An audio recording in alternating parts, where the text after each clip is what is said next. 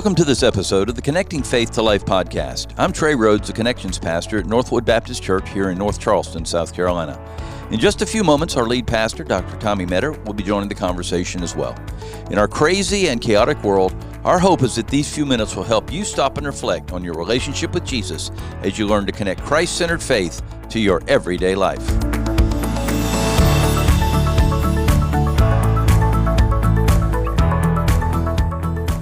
And you are listening to episode 220 of the Connecting Faith to Life podcast. You've come a long way with us, and if you need to catch up, go back and listen. A lot of people do that on their trips, Pastor. Do you know that? One guy told me, he said, I just listen all the way, and I get my fill of Tommy and Trey when I do that. Makes for a very long trip if all they're listening to is me and you. Yeah, I know, but they do. Anyway, so if you spare time like that, they say, it's time to catch up. I find that trips are the best way to catch up on podcasts, though. Whether you listen to Just Us or other podcasts. Now, it's better if you listen to Just Us, obviously. I think that we're more helpful than lots of podcasts. But that's for sure. It is a great... do you have any favorite podcasts you listen to? I used to listen a lot to Kerry Newhoff, and then he got real down on We're Never Going to Grow Again, and I just couldn't continue to listen to that. So he's a church leadership guru. Yeah, and I'm trying to get back into that. But I listened to a small group one from a guy at another church in California and other things like that. Yeah. So. There's a real good one out right now that I think...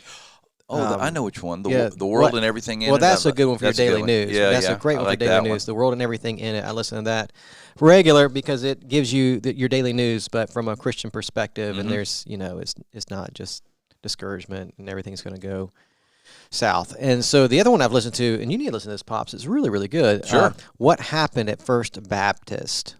What happened at First Baptist? Okay, so it's a story of what happened at First Baptist Jacksonville. So some of you might know this church, some of you might not. I do. First Baptist Jacksonville has been one of our most historic Southern Baptist churches over the last 100 years. Yes, easily. That First Homer Baptist Dallas. Lindsay was the pastor there for a number of years, and under his leadership, that church grew to 10,000 people. And so they had this massive building project. They built a huge worship center. Jerry Vines was the pastor there. He came and co-pastored with Homer Lindsay, and any rate, retired, and now the pastor is a guy named Heath Lambert, and the church took a tremendous decline. It went from 10,000 down to 2,500, which is still a pretty big church. Yeah, I would say so. But, it wasn't what it was. Anyway, it's just a story of how they transitioned and started to grow again, and that's just neat. All the challenge. It's a really, really, really good podcast because it tells their story really well, but also just lots of leadership lessons and what happened at First Baptist. Hey, and that's a good. That's if you're not a pastor, like whoever you are. It's just a really interesting listen. My mom and dad they love First Baptist Jacksonville, so I'll get them listening too. Well, Jerry Vines, I don't think I've ever heard Homer Lindsay. I've seen some YouTube videos of him preaching. I mean, that was back in the 60s and 70s and 80s. But I was a big fan of Jerry Vines. I mean, he was very expository and good model. Yeah. He's still alive. He's got to be 114 out. He's almost as old as you, Pops. Getting up there, almost as old as me. Yeah. At any rate, podcasts are a great place to listen to things. As you listen to us, though, spread the word. Spread the word. Let other people know. Get them involved. Yeah. Well, Pastor, we're in the middle of a growth spurt ourselves. Yeah, and we have not like First No. Baptist Jacksonville. Well, we're not going to be hitting 10,000 anytime soon. No, not like that. We still have that. I appreciate our church because we still have that homey feeling. I hope so. Not like you're a homie. And... But it feels like home. Homesy, would that be a better word? I don't know. I'm just trying to get that feel, and I was talking to some of my guys last night in my discipleship group, and they were saying, there's a lot of people that they don't know. There's a lot of people I don't know. And I said, here's how you do this. You go and you see people you don't know, go introduce yourself. Right. That's a great thing to do, and maybe you'll make a new friend. That's right. And that's a challenge of a larger church. We, I don't know what we are running from week to week. I have an idea. We have, over the course of this fall, we've been as many as 1,100 on Sunday morning. It seems like we're around, on any given Sunday right now, 800, 900 to 1,000, somewhere in that range. Because any given Sunday, people are going to be, some Sundays you have more than others. That's just the way it goes. Football games. So we are a large church.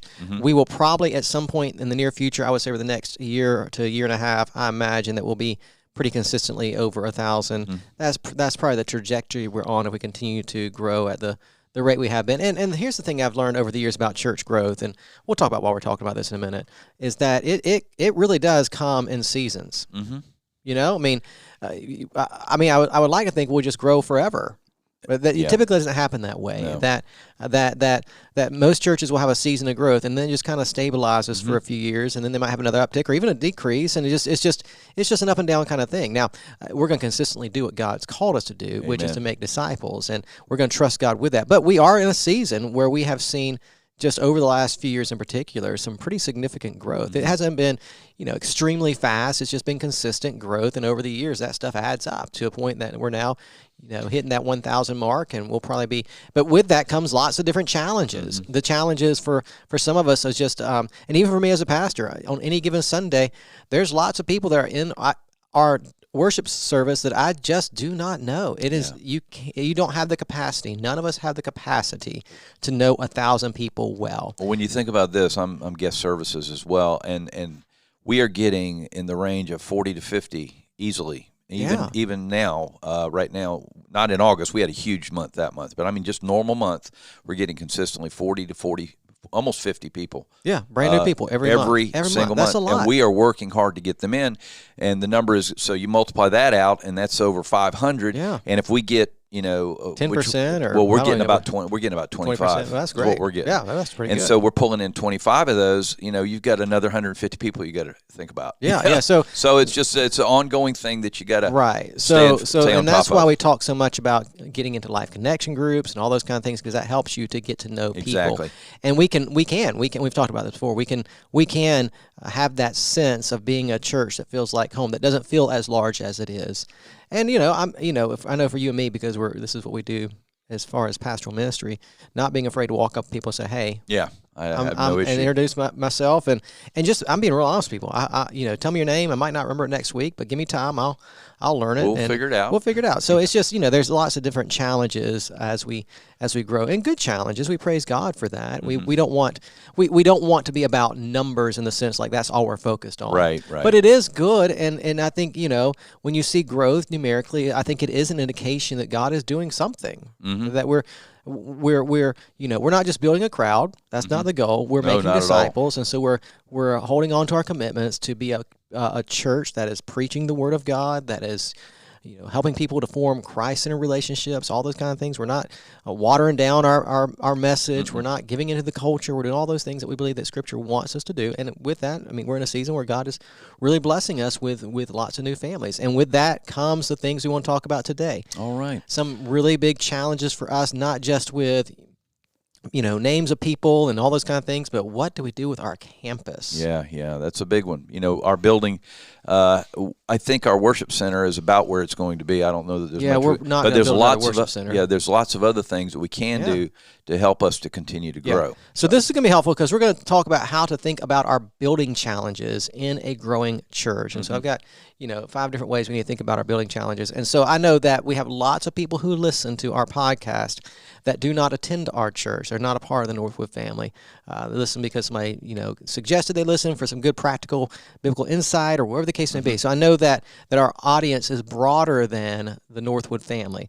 So if you're listening and you're a part of the Northwood family, hopefully this is going to help you to think about why we have proposed at our church this building expansion thing that we are going to vote on as a faith family on October 15th. If you're not a part of the Northwood family, I hope this is just interesting to you, that you're going to kind of see behind the curtain a little bit of how a church like ours makes decisions. We're moving forward and trying to manage growth and tension within our building, and not like tension between people, but the tension of a facility and how to put people in it.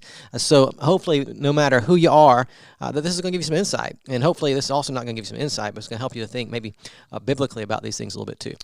All right, well, let's get started. We're going to be talking about how to think about building challenges in a growing church. And the first is this, and this is very important: the church is not a building. Okay, so, and I know that when we say that, you agree with that. That I'm sure everyone listening, I think, would say, yeah, we know that the church is not a building. But when you begin to think about building or expanding facilities like we're thinking about doing here, we really have to remember that. That's a big deal, because I know, and you do too, Trey, after being in this for many years, where we know of churches where the building became the mission of the church. Oh, yeah. how to maintain it, how to keep it up, how to raise funds for it, and that's just the reality that churches can get consumed by the facility itself, and not only consumed by the facility itself, but the identity of the church becomes the facility and not the people that God has called together. And so, just that reminder that the church is not the building. The church is the people of God who gather to worship and to serve together for the sake of the gospel. That's what the church is. The church, I mean, literally in the New Testament, you have this Greek word ecclesia, and it just simply means called out ones, a gathering, something of that nature. And so that's who we are. The church is not the building, it's the people. And so just remembering that as we move forward as a faith family and thinking about all the different ways we need to think about our campus, we have to keep in mind, right, that ultimately it's about the people and what God is doing in the lives of people, and not about building bigger buildings and all those kind of things. It's fun to build buildings, but it's not the mission. Having been in both situations, I was a church starter, and we had no building. Yeah. And there is a struggle between what people's expectations are. That's the issue. What people's expectations are when you're trying to bring them into church. Yeah, because y'all met like at Chick-fil-A for a while, didn't you? Well, that's how we started, but we ended up in the senior center over Mount Pleasant. That's a pretty sweet gig to plant a church in a Chick-fil-A. Now, it wasn't on Saturday, obviously. No. It was on Sunday because Chick-fil-A's closed. They gave you the space, but they gave us the key and everything. So you could go back and use the fryer? No. But all the we were free. They were free with the drinks. We could drink as much as we wanted. All the Coca-Colas and all that stuff. That was cool. But anyway, the point is that at first it's very invigorating because you're so used to this encapsulation of a building. Yeah. But then eventually, the going out and coming in and all those things that you have to do every single week start to get old. Yeah. So that's So there's this that's the tension I'm talking about. Yeah. People say, well, we're the church. We can meet in a field. I understand. You can meet in a field. And literally, I mean, that's true. Like in some international context, there are churches that literally meet under trees, and that's what they do every single week. And I've seen the pictures, and they're growing, and it's wonderful. But also at the same time, we don't have to meet under trees. We can meet in a building, and that's okay. You know what I'm saying? True. That's true. That in our culture, and that's going to get us right into this next way we need to think. So, one, the church is not a building. It is the people of God serving together, worshiping together, and living on His mission. But the church, it does need a place to gather. It does need that, yes. Because we think about, this idea in the New Testament of the church, it is the gathering of people. It's coming together. Now, we are the church wherever we go. That when you and I leave this place on Sunday morning, we are the church sent out into our community for the sake of the gospel. But we're also we're the church scattered, if you will. Yeah, right? yeah. But there's also this idea of gathering that the New Testament sets a model for us of coming together on a regular basis on Sundays to worship and to encourage each other. And not only Sundays, but we come together quite a bit during the week for various things, Bible studies and Awana and student ministry. I mean, we meet on our campus quite a bit. So the church is not a building, but the church does need a place to gather. And we are in a culture where there's an expectation that's what I that the church has a place. And so we have a place. Our place is 2200 Green Ridge Road, and there's nothing wrong with that. There's nothing wrong with the church meeting in a building, and there's nothing wrong with the church meeting in a large building or a nice building or anything like that. Now, some churches choose to do things different because maybe a church plant that's newer, and we live in a community where we know of lots of churches that are meeting in schools because that's what they can do right now as they're thinking about. But I can tell you this, right? Like most of these churches that are meeting in schools would love to have their own facility. Oh, they would. They're waiting for that day, and they're praying for that day. They're saving for that day. We have new churches in our community that have gone into older churches where that congregation was dying and could not sustain itself, and those newer churches have gone in and kind of planted in those older facilities. That's happening all over our community. Yeah, that's great. You have churches that are meeting in storefronts. There's several of those around here, and so regardless, the church is the body of Christ, but the local church, does need a place to gather. And so we gather at 2200 Green Ridge Road every single week. And so here's the deal. That's a big thing, right? Because when people think about Northwood Baptist, hopefully they think about the people. Yeah. Right? We sent out people in our community this week, and people who met with us talking, oh, you're from Northwood. Oh, we know about Northwood. Right, so people recognize Northwood Baptist Church, the people, and what we're doing. But people also associate us with a place, and that's okay. It's okay for the church to have a place to meet. It would be really odd if we changed places every single week. I have been in churches like that. Yeah, that would be, well, it was would be tough. It would be odd, and it would be tough because, you would. That's one of the reasons I'm here. Right? I mean, having a place to meet on a consistent basis is a big deal. Yeah. And so the church needs a place to gather, and here we are. We have a place to gather. But what we've talked about now as we're looking towards the future is our place has just become too small. Yeah. And not the worship center necessarily. We can probably continue to grow in that room. There are things we can do to add more seating if we need to do that. We can always create other services. So we can grow in that worship center, I think, for quite a few more years. But we've talked about specifically our children's space and our student space. Yeah, those are the ones. That we cannot sustain those ministries in the spaces that they're currently in. If we're going to continue to see families come to our church and we're going to continue to see growth, then we have to expand those particular areas. Yeah. And we talked about some other expansion areas too, but those are our two pressing Those are the big needs, ones. right? Yeah. So, but we need a place for our children to gather. We need a place for our students to gather so that they can be equipped for the sake of the ministry. We'll talk more about that in a minute. Let's keep on going. Let's go on to number 3. The church needs to be a place for the community. Yeah, so that's what makes our church unique, because there's a conviction that we have that God has given us a place, and He's given us a good place. Right now, we don't have the most acres in town. There's lots of churches that have far more physical space than we do as far as a footprint in the community, acreage. We actually don't have as many acres as we need. Right. But we still have a good place. Yeah, we have a wonderful worship center. We have a wonderful chapel building. We have it's too small, but we have a wonderful children's facility. We have a family life center. And so here's the deal, right? We have this conviction that God has given us this place to meet, and we want to steward it well. That it's not just for us. Right.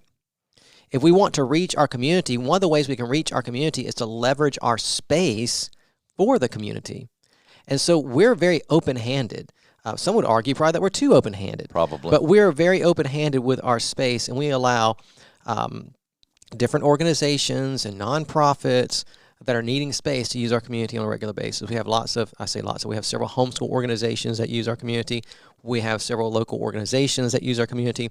Now, we're not going to allow people in our community to use our church that are openly opposed to who we are as a faith family and our doctrines and our convictions, but we're still pretty open-handed. Yeah. Because what happens for us is when we get people on our campus, period, it gives us opportunities to minister. And so over the years, it's just happened over and over again. We'll see people come to our church for something that was taking place in the community, for a basketball game that was being held by a homeschool organization, or for a community meeting that was being held by an HOA, or whatever the case may be. And they're on our campus, and something happens along the way where they're introduced to somebody in our church, and then they come to our church. Yeah. There's a number of people in our church that are here because their first introduction to our church was some event that was held on our campus by an organization other than Northwood Baptist Church. And that's a big deal. And so we understand that puts a lot of wear and tear on our building. We understand that for us, especially as a staff, there are times where we have to be very creative with the schedule because that's the big one. That's the big one. And we're trying now. The ministry of Northwood always comes before, different organizations, what have you. But, we're having to be creative because we do want to steward this campus well. Now, we're not a rental facility. We're not saying that. But we are open-handed in the sense that we want to use our church to be a blessing to the community so that we can reach the community with the gospel. It's one of the ways we reach out. And so even as you think about that, right, like, as we continue to expand our campus, we want to have that in mind, that we want to be a blessing to our people here at Northwood, but we also want to be a blessing to our community. So that says a lot. That says a lot to our community. Like, this church is for the community, is for the people, right? Like, people come, and like, this church is wide open, like in the sense of we're welcome here, and that does give us that opportunity to speak into lives and preach the gospel, and it's just good. Yeah, and they know where we are. That's Simple. It sounds funny, but we have people live across the street. We have about 5,000 people live across the street in these apartments, 1,800 apartments. And I will say, the church over there, and they said, I didn't know there was a church over there. Yeah. So bringing people to the campus helps them know, there's a church there. And so it is a draw, and it's constantly on when people come as guests, they constantly say, I was at a homeschool event, or I was at a whatever event. I was at the concert or whatever it was, and so they wanted to try us out. So it is a great thing and a great opportunity. And the other thing I will say is you never know how many cars are going to be in the parking lot. No. You can come, like last night, discipleship. We came to do our little discipleship in my office, and there was 100 cars here. I don't even know what's going on. That's the thing. I don't even know what goes on half the time here, to be honest with you. I So don't keep the calendar. it looks like something's always going on Which at is our good. church. Which is good, and that's exciting. Yeah, that is very exciting. What we don't want to see is a campus that's empty all week long. Oh, that's boy. And there's lots of, and again, it's not a knock against, but there's lots of churches that are that way, that the only time the campus is used is on Sunday and Wednesday. And you see, so there's you a chain across the front. I've been to those churches. Yeah. I've pastored those churches where we've had to remove the chains because I ain't having chains in my. Anyway, that's another conversation for another day. But I think it's not a good use of resources when you spend literally millions of dollars on a campus to only use it 1 or 2 days a week. Yeah, that doesn't make any sense to me. at So all. I'm very thankful. I'm very thankful for our church and the desire for our entire body to be open. I know it causes stress and tension and all those kind of things because we're trying to manage schedules, but I'm very thankful that we're able to be a little more open-handed than most, and we've seen how God has used that in the life of our church. And we're able to because we've made that commitment. We're able to. That's right. All right, number 4, the church needs to be strategic. Yeah, so let's spend some time here, okay? So here's where we are as a faith family. We've talked about this need to expand our campus. But we want to be strategic about it. Yes. Here's what I've seen over the years with church building stuff. There are some churches that live by the motto, build it and they will come, right? They kind of Field of Dreams model. But we just build a big building, then people will come. Yeah. Well, that's not necessarily true. And it's definitely not biblical. I mean, you build a worship center to seat 600 people, but you only got 100 people in your church. Well, that I mean, it's great to dream. But you need to be realistic. Yes. That if you're a church of 100, it's probably going to take you a while to be that church of 600 if you ever get there. And just because you want to be a church of 600 doesn't mean you need to build a building that big. That's exactly probably right. Not very wise. And so we don't, subscribe to the philosophy of build it, they will come, nor do we want to be way too late to make a move either. Well, that's for sure. I know some churches that try to cram people in and just, they do everything they can to not build, which I get that too, because it is a commitment and it is a financial burden and all those kind of things to begin to build. But at the same time, here's just what happens. Here's just what happens. If there's not enough space, people stop coming. That's true. And we're not talking, they'll say, well, not me. I'm going to be here. We're not talking about you. We're talking about the people that are on the edge. That's right. That's exactly right. That's who we get our growth from. from. That's exactly right. So that family that visits and they walk through that children's ministry building and they see, man, this place is just jam-packed. There's no place for my kid here. Yeah. They're likely going to go somewhere else where they feel like, there's some more space. Or same thing with our student ministry building. Well, we don't even really have a student ministry building. They meet upstairs in the Family Life Center in that space that has been designated for them. We're trying to get 100-something people up there Wednesday night, and then on Sunday mornings they have their Life Connection groups up there. That space is just not designed for that. Yeah. And so it is tough. And so again, they're at capacity. It will not be possible for that student ministry to grow beyond where they are because there's just no space. Right. So you think about both of those areas, they're good areas. We're very thankful for those areas. We're thankful for the leadership that preceded us that constructed those areas. It's not, it's just, hey, we're at a point now where that we just have, and so we want to be strategic and wise about it. We're not saying we're never going to build because we don't want to take on the financial responsibility, and we're not saying build it and they will come. We're saying we've got a need, and we want to meet that need, and we want to meet that need well within the resources that God has provided us, which also means, right, as we build, we talked about this 4-phase building project. Right. Because we also see the need that as we do continue to grow, we're probably going to need just additional education space in general. Yeah. And so we've got a plan to build a new education building between our chapel and our current education facility. Now, but we don't have to do that right now. No, not now. We don't have to do that in the next 6 months, we right? Can make it. We can make it for a couple of years. But still to have that plan, like if God continues to send people to our church, we need to have a plan for that. And we also have a plan for a new social hall. That social hall gets used all the time. But it's old and dated and it's got its own issues. Yes. And it's probably just best to take that thing down and to build something that would serve our needs better. But again, that's one of those things that doesn't have to be done right away. Right. You see what I'm saying? And so what we could do is and I'm just throwing out numbers, I'm not saying this is the case. We could We could say, okay, we're going to start a $10 million project. Let's get this thing done and put ourselves in a lot of debt to do it. Now, I'm not saying, I don't think it's going to be a $10 million project. No. But you know what I'm saying? That's not wise either. We want to be strategic. And so what we're saying is let's phase this thing out I agree. over the course of several years and see how God provides for us. And, you know, and we came out of just here recently in the last year, debt retirement. Right. That was a where great we were day. spending, it was a great day. We were spending about $25,000 a month on debt. That's a lot of money, you know, and so we don't want to do that again either. We don't want to put ourselves in debt where, you know, we're still in debt 10 years from now. And so trying to figure out how we meet the needs and we're wise about it and strategic about it. Not saying let's build it and they will come, and not saying we're just not going to ever build. We'll just figure it out. But no, just realistically being very strategic about it. And so what we've proposed to our church is, okay, we know what the immediate needs are. Let's focus on that first. Let's get the architectural plans drawn up. Let's get the cost determined, and let's as a church pray and seek God's face and ask God to give us wisdom how to move forward. And let's as a church begin to raise the funds necessary. And as we raise those funds, let's get it done.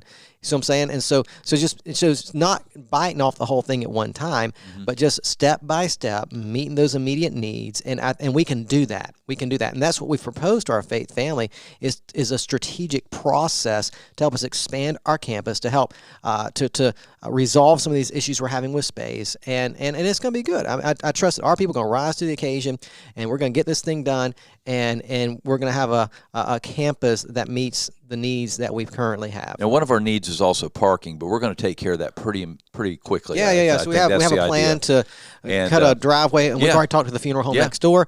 We're going to cut a drive, and they're all excited about it too. They think it's a great plan, so that we can share that space a little bit better. We're going to clean up the back lot a little bit. So there's different ways we're going to try to expand our parking as well. So because we're limited on acreage, that's the big deal. There's only.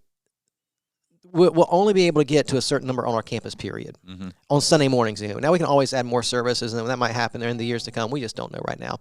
But for our current Sunday morning schedule, 9:30 and 11 o'clock, and our Life Connection groups, our current Sunday morning schedule, we can expand our campus to probably accommodate 1,400 people on a Sunday morning with our current schedule. Now, again, we can change the schedule and accommodate more probably by adding a Sunday evening service or a Friday night. Who knows? Who knows? And those might be options we look at down the road. But for right now, our current schedule, we can probably have 1,400 people on campus. That's kind of what we're aiming for, and that's good. But listen, we here's the deal, right? Like it's not about building,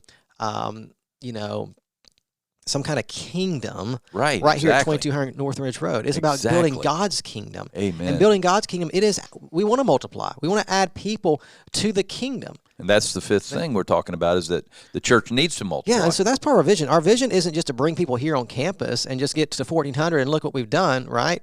Our vision is we want to see lots of people in our area come to faith in Jesus Christ. We want multitudes of people to hear the gospel, and we want multitudes of people to come to faith and be discipled, and we want to do all that we can to be a part of that. Now, there's other churches in our area, obviously, that have that same vision, that same mission, and they're working hard and laboring, but as God brings people to us, God is giving us a unique opportunity to train people, to disciple people. He's also giving us unique opportunities to raise up church leaders. Yeah. And God is doing lots of really amazing things in the life of our church, and we want to steward that as well. And so one of the things we've done, obviously, if you're part of our faith family, you know this because you've walked through this with us.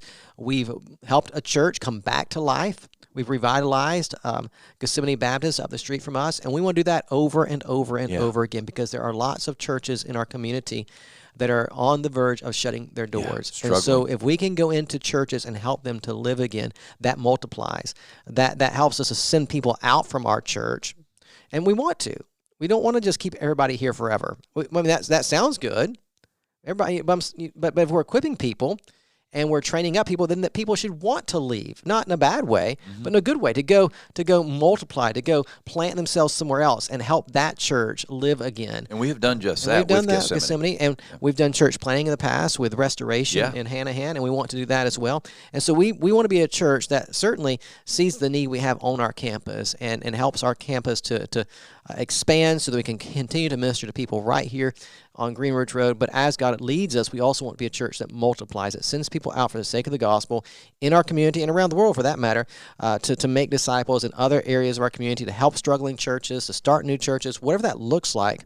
We want to be a part of that. And so we do want to be that multiplying church. I'm really excited about how God is raising up some leaders in our church who have a passion for that. And we've already done it once with Gethsemane. We've planted once with Restoration. We're going to do it again. As God opens the door, we're going to walk through it in faith, trusting that God is going to bless his church that multiplies. Amen. Well, Pastor, I think this has been a great way for us to think about the building challenges. And I just pray that people will begin to make it a matter of prayer and say, hey, how can we be strategic in what we're doing so that we can continue the work of God? That's right. All right, Pastor, we'll close this out and get us ready for next week. Well, I know this episode was a little bit different because you're kind of hearing about some of the things going on at Northwood, but I hope that wherever you are and however you're listening, that today's been helpful for you. And if it has been helpful for you, go ahead and hit that subscribe button so you have new content delivered to your device every single week. Leave us a 5-star review. That helps us to get word out about the podcast. And as always, we hope today's episode helps you connect faith to life.